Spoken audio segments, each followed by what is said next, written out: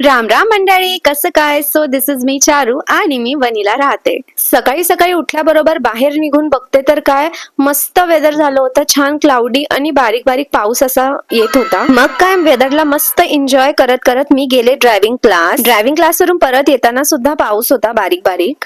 घरी आल्यावर मी माझ्या डोमूचा मस्त असा लाड केला. खूप लाड येतो मला याच्यावर. हा दिसतोच तेवढा क्यूट, तर कायच करावं. मग काय छान ग्रीन टी घेतली, फ्रेशन अप झाले आणि वरती गेले एक्सरसाइज करायसाठी.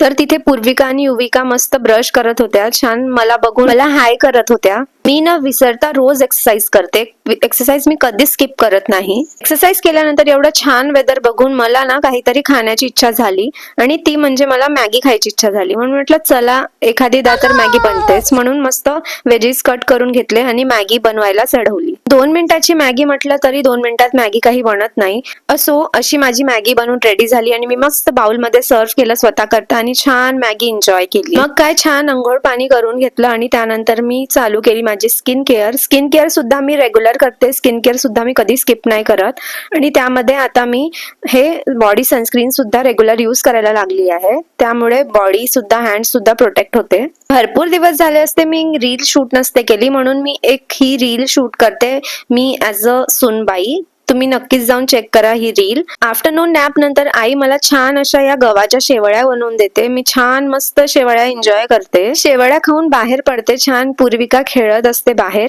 आणि त्यानंतर काकू लोक आणि काही माझे फ्रेंड्स म्हणतात की चला एक गेम खेळूया चौवाष्टाचा, त्यामुळे चौवाष्टा खेळतो. आणि आजच्यासाठी एवढंच होतं. भेटूया नेक्स्ट व्लॉग मध्ये. तोपर्यंत टाटा अँड बाय बाय.